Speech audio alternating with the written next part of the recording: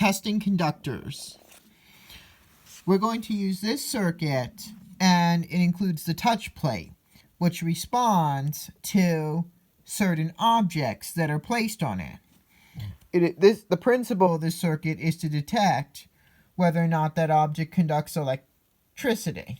If it conducts electricity well, it will complete the circuit and allow the LED to light.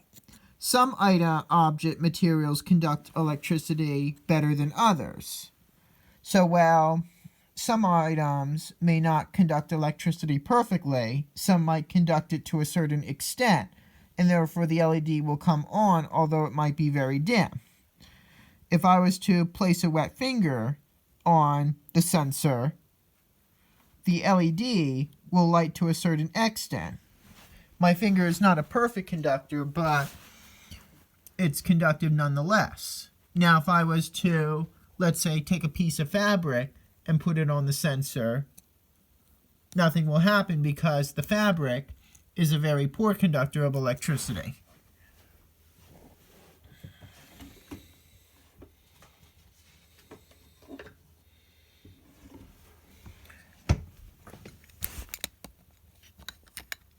Now, if I was to use a metal object like this pin and place it directly over the sensor, I have to put it at a certain angle, but when the metal in the pin comes directly in contact with the plate, the LED will come on. Yep, it was a little bit tricky to maneuver it properly, but once it makes that perfect contact, the LED will come on. Metal is an excellent conductor, at least steel is, so it's going to power the LED at full brightness. For this project, we're going to use this circuit, and the principle is learning about Morse code. Morse code was a form of communication that is the predecessor of the telephone. Morse code was invented in the 1840s by Samuel Morse, and the device used to send and receive messages this way is the telegraph. And early models use wires, but in the early 1900s, they could be sent wirelessly, so that communication between people on land and on ships, let's say, was possible.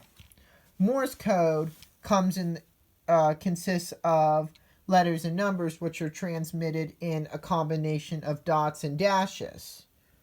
Dots and dashes would be determined by the length of time the button is held down.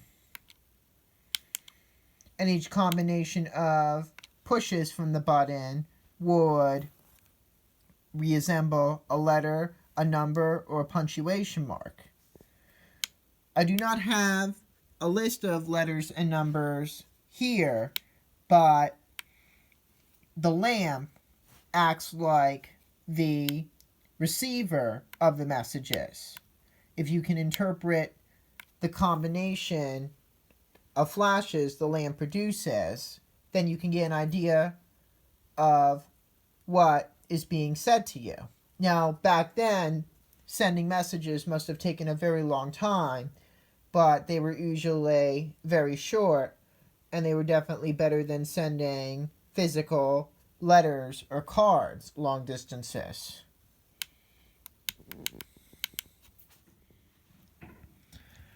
This circuit uses the fan and motor, and when we hold down the press switch, the motor and fan will spin clockwise at full speed. Now we're going to change the direction of the motor and hit the button again. This time the fan spins in a counterclockwise direction. Note that I'm using 3 snap locks to hold the motor in place for the second part of this project. The reason why the motor will spin in the opposite direction when you turn it around is because of the direction that the current is flowing in, and the direction that the motor spins is related to the direction that the current flows through the motor. The force created on the motor shaft is related to the direction that the current flows through the magnetic field in the motor. If you look at Fleming's left-hand rule for more details, it will be easier to understand. The next several circuits in this kit are going to talk about gates. In digital electronics, there are 7 logic gates: AND, OR, XOR, NOT, NAND, NOR, and XNOR. This circuit is representing an AND gate. And if on equals true and off equals false, and then an AND gate will be defined as the output is true only when both inputs, which are the switches, are true. In other words, the lamp in this case will only light up when both switches are on, the press switch and the momentary switch. This is a series circuit, and so both switches need to be on for the lamp to work.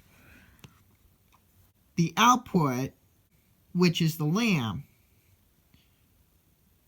is true only when both inputs are true. So that's the logic to this circuit. This circuit represents an OR gate. If on equals true and off equals false, then an OR gate would mean that the output, which is the lamp, is true when any input is true, and false only when all the inputs are false. In other words, when one of these switches is on, whether it's the press or momentary switch in this case, the lamp will come on. Therefore, only one of the inputs has to be true for the lamp to work. But on the other hand, both inputs need to be false for the output to be false, since this is a parallel circuit. We are now going to learn about a triple input AND gate. Besides the press and momentary switches, we also have the magnetic reed switch. And all 3 of these switches have to be on in order for the lamp to light. In other words, all 3 of these inputs have to be true in order for the output, the lamp, to be true.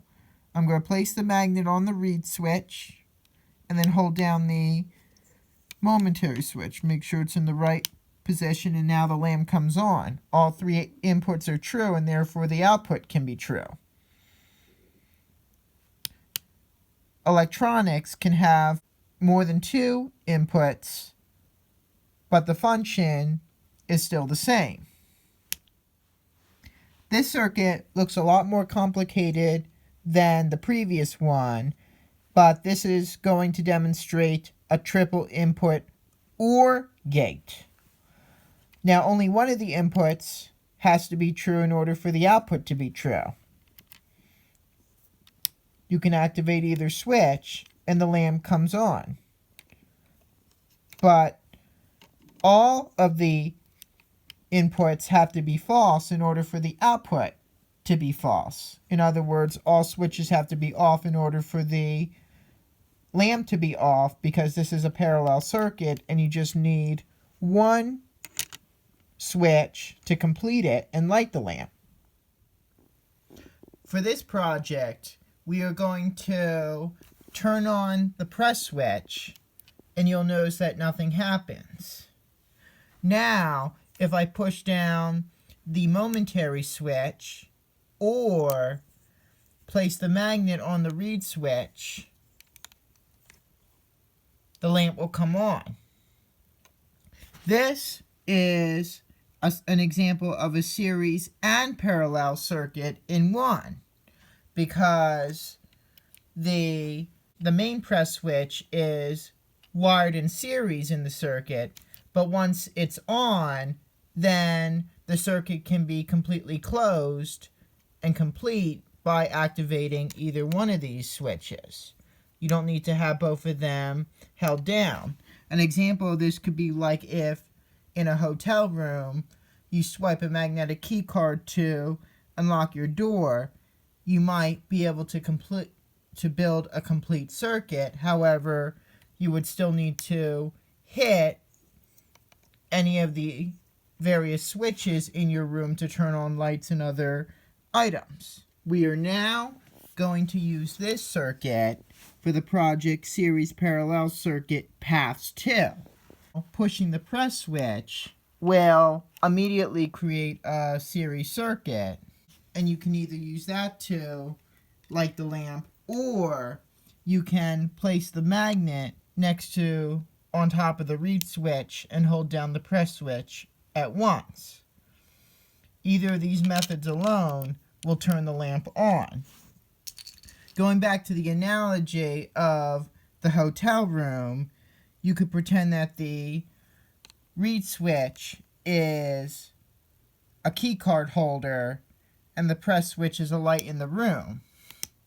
But then there is a master key card holder that only employees could use, in which they could override these switches and turn on or off whatever lights in the room they want to, regardless of the state of these switches. This circuit demonstrates individually controlled electrical appliances. We have the lamp and the fan, and also 2 switches. One switch, the press switch, controls the fan, while the momentary switch controls the lamp. Now we could have both appliances on at once. They are wired in parallel, so even if one was to fail, the other would remain operating. This could represent a lamp and a ceiling fan in a room in your house, and chances are there are 2 switches on the wall. One of them controls the lamp, and the other controls the fan. Just like in my bedroom, I have 2 wall switches, one for my lamp and one for my fan.